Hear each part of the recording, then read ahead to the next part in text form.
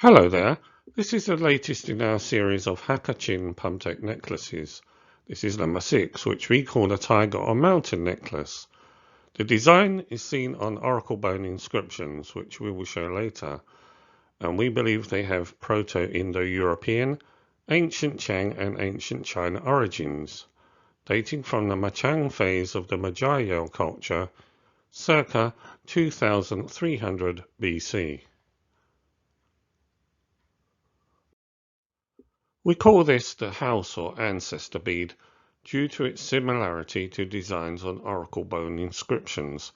However, we have 4 of these beads, some comprising 10 pentagons and others 12 pentagons. We're going into greater detail in our study, and the links are in the description, but we believe a special video should be made for this type of bead. The mountain or zigzag bead. In part 1 of our study, we show multiple examples of this design, which we claim derive from Cro-Magnon's observations of mammoth ivory structure, i.e. Schreger lines. This they replicated on Upper Paleolithic Ukraine ivory carvings, and these symbols were carried with them southward into Anatolia and spread by Proto-Indo-Europeans eastward and westward, in fact in all directions, before and after the demise of Çatalhöyük, which was around about 5950 BC. The image below is of a Mycenaean mammoth ivory carving and showing a pattern similar to the Schreger lines which we compare to the bead symbols. The chevron patterns are notable. The picture on the right is an expanded view of the ivory carving, which dates from 20,000 to 15,000 BC. Here we show a mammoth ivory diadem from Kostenki I in Russia, and the pattern strongly resembles mammoth tusk Schreger lines. The caption is explained, and in the bottom left hand corner is one of our Chin bronze belt pieces, which also bears a resemblance to the arrangement of the diadem carvings. You can particularly see it on the centre of the piece running along the entire length. In all our videos we compare the fluorescence of pieces of silicified wood, some 200 million years old, and our beads, photographed under UVC shortwave light at 254 nanometers. We explain in great detail in our study and videos that this is due to small traces of uranium, which was absorbed by the tree when it was destroyed by a volcanic action at the time. The uranium mixed with other elements, not usually spreading uniformly, thus appearing in some parts of the tree, and hence the beads and not others. The reverse side of this silicified wood, which was shown on the previous page. The person from whom we bought this piece in the USA, and similar other pieces almost certainly from the same tree, suggested that one side was blackened due to extreme heat, probably occurring during the original volcanic event. As can be seen just by looking at the beads in normal light, there is no way of telling which would display any fluorescence. However, it can also be seen that all beads appear to be ancient, i.e. weathering, hole wear, etc. The same piece of silicified wood, alongside a very large opal ball from Wyoming, USA, both displaying significant fluorescence under UVC light.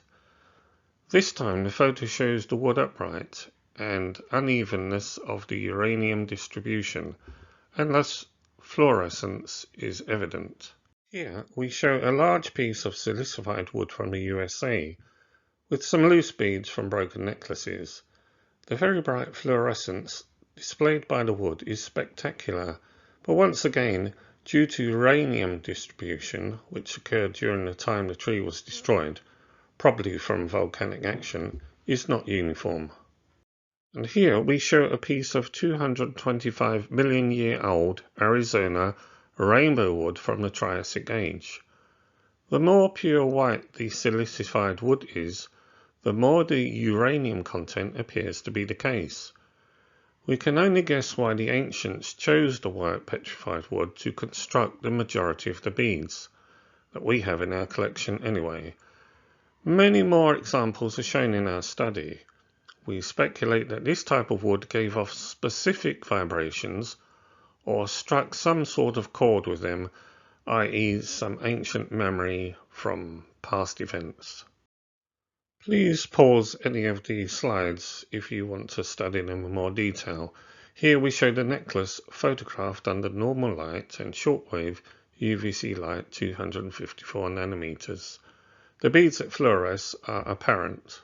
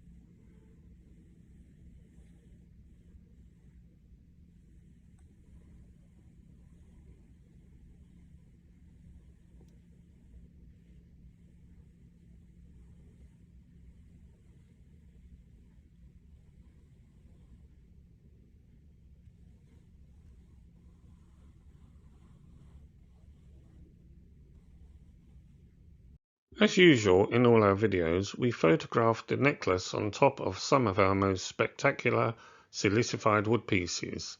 These pieces have veins running through them where the uranium is highlighted under shortwave UVC light. The contrast between those beads containing silicified wood with trace uranium content and those made from the same piece of silicified wood that have no uranium is clear. The fluorescence varies due to the position of the UVC lamp, and this is why we find when we are videoing live and taking time-lapse still photography, there is a good difference in the visual aspects.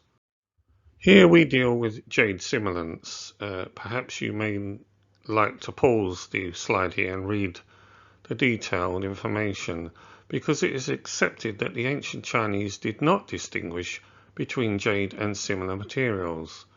The beads are made from silicified wood, which has reached a quartz-like state with a hardness of Mohs 7, and we fully examine this in our study, and we've got links in the description.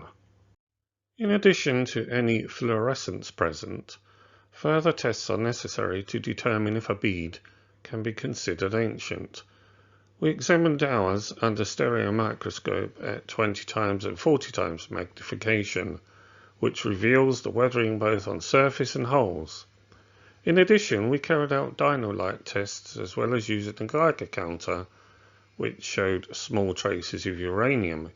It can be seen that the silicified wood, which had reached a quartz-like state, was used in ancient China as a jade substitute. All sources for this are given in our study, and we feel it needs a separate video on this subject.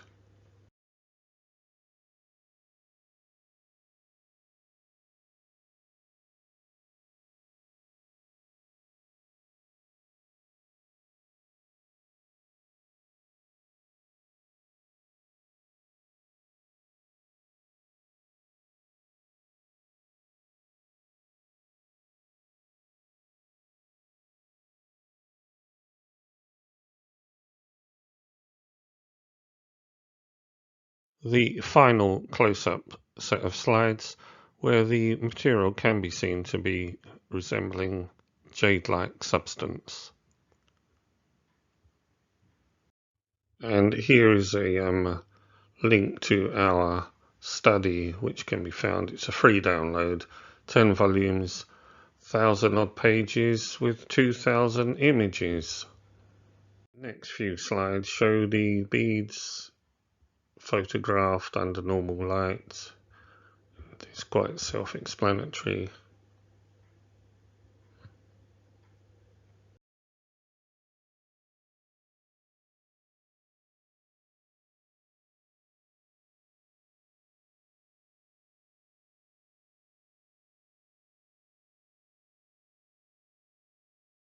The detail on this necklace of the very fine zigzags can be clearly seen, and it must have taken remarkable workmanship to produce such results.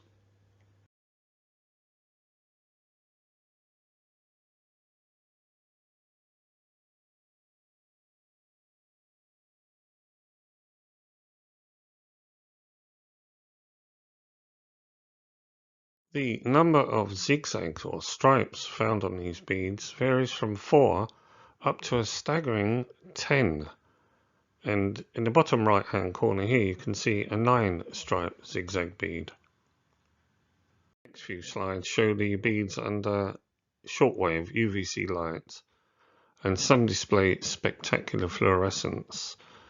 This appears to be the gold standard in determining whether a bead is from the first generation and therefore very, very ancient.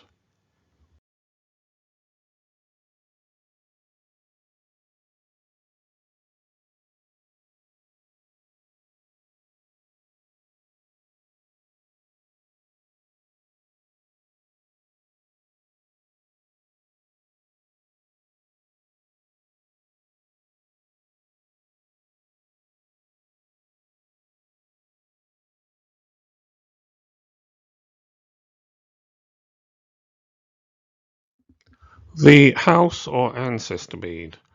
This may well be of interest to mathematicians. We have 4 which we consider to be ancient in our collection, but we do not show beads we think are 1900s reproductions. 2 have 12 pentagons, 2 have 10 pentagons. All beads are spheres and measure approximately 11 millimeters in diameter. We have no reason to think that the beads were fashioned other than in the same time period, but have no way of proving this other than typology. A similar bead with dodecahedron pentagons was discovered in Burma and is catalogued by Elizabeth Moore in her Beads of Myanmar, which we refer to later. The next few slides show the Pentagon on oracle bones.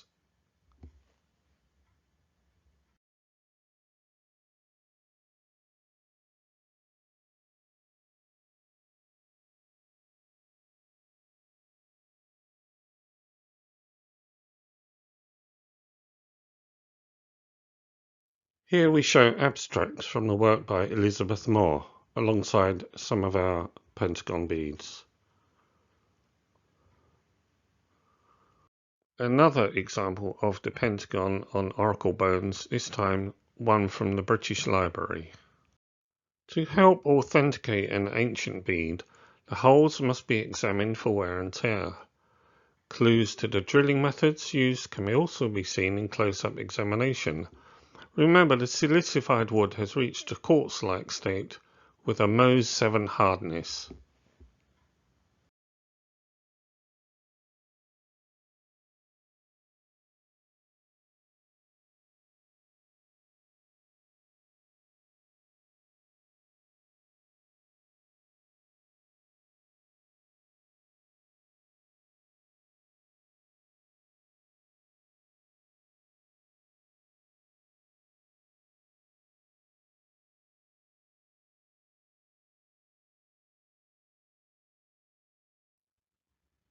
Even when a bead was misdrilled, the ancients did not discard it, as the material was so precious to them.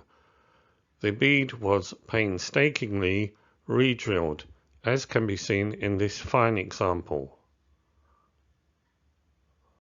Here we show icons on oracle bone inscriptions, similar to those on the tiger or mountain or zigzag beads. Some more examples, you may wish to pause to study them more closely.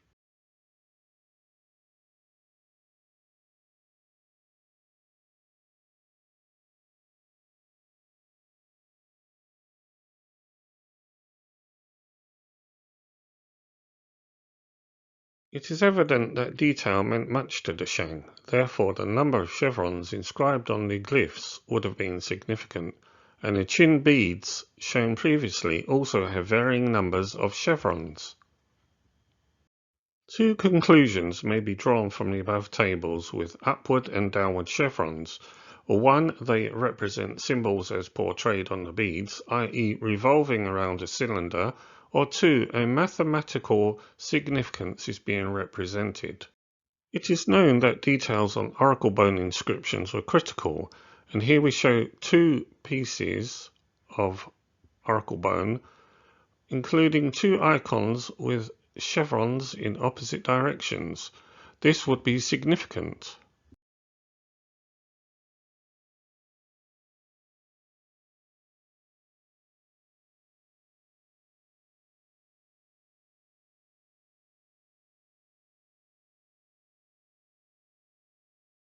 In our study, we refer in greater detail to the work by Professor Elizabeth Moore of SOAS University. This important work covers beads recovered from PU sites dating from the 2nd century BC. Our Pumtek beads are clearly represented here.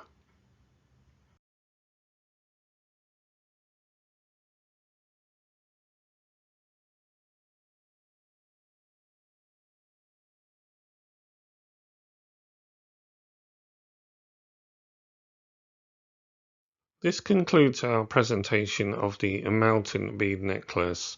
We will be doing more from our collection. We have some very interesting necklaces and bronze belts which we date back to the 3rd and 2nd millennium BC. Thank you for listening and watching, and look out for the next video.